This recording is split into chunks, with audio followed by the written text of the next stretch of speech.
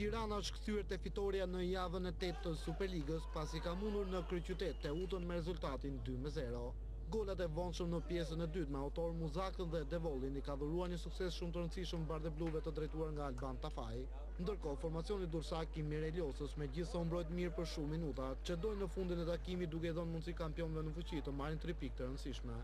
Në që Malsava ka një minutë heshtje për ish trajnerin e skuadrës së Tiranës Enver Shehu, emër i madh për bardheblut që duket sikur inspiron ata të nisen shpejt në lojën e tyre. Muzaka jep sinjalin e parë në portën e Bashakut, ndërkohë që një minutë më pas Sefa ka një mundësi të mirë për të shënuar. Mesushori gjuan fort brenda zonës, por topi devijohet nga Jakubi dhe shkon mbi traun e portës. Në minutën e 7 Abilaliaj do të shpërdoronte një mundësi të ardhur shënimi. I shërbyer sakt nga Muzaka, sulmuesi i pashqetësuar bën më të vështirën duke dërguar topin jashtë. Mile kërkon të nxjerrë përpara skuadrën e tij, por të besuarit e Josës mbyllen mirë nga bardheblut. Ndërkohë Tirana vijon me sulmet e saj të rrezikshme. Në minutën e 11 është përsëri Abilaliaj që shkon shumë pranë golit. Këtë herë gjuajtja e sulmuesit grushtohet nga Bashaku, ndërkohë që topi i kthyer nuk arrihet nga Devolli. Më pas loja do të sposojë në mesin e fushës me dy skuadra që gabojnë në mënyrë sistematike. Për të parë rastin e radhës duhet të vinte minuta e 26, por edhe këtë herë gjuajtja e Sefës është e gabuar. Muka i rikthyer pas shumë kohësh në fushë kërkon të ndihmojë skuadrën e tij.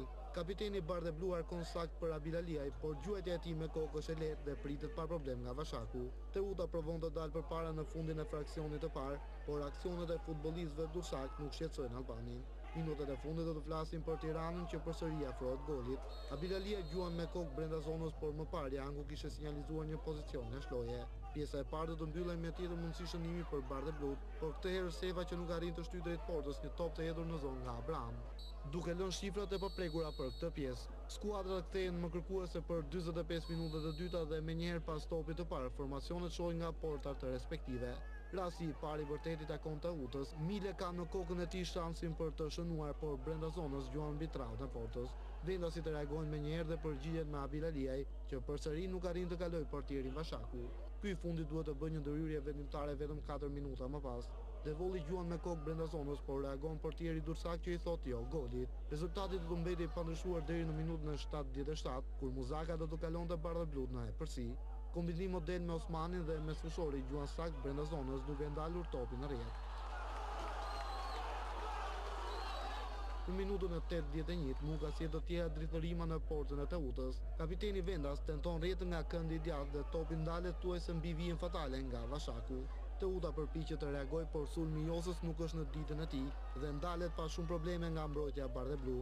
Me syt nga sulmi, dursakët lejojnë hapësira në mbrojtje që gjithsesi nuk shfryzon si duhet nga futbollistët e Tiranës. Këta të fundit do të vullosin përfundimisht fitore në limitet e kohës së rregullt.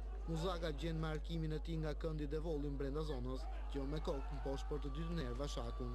Tani gjithçka është e mbyllur. Kua nuk është në krahët e Teutës, që minutat shtesë duhet të luajë me 10 lojtarë pas daljes me karton të kuq të Jakupit.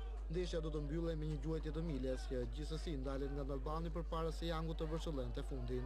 Pas kësaj fitore, Tirana është ngjitur në kodën e 11 pikëve, por ky sukses sipas trajnerit Tafaj vlen më shumë për të shkëputur skuadrën e tij nga ngërçi psikologjik.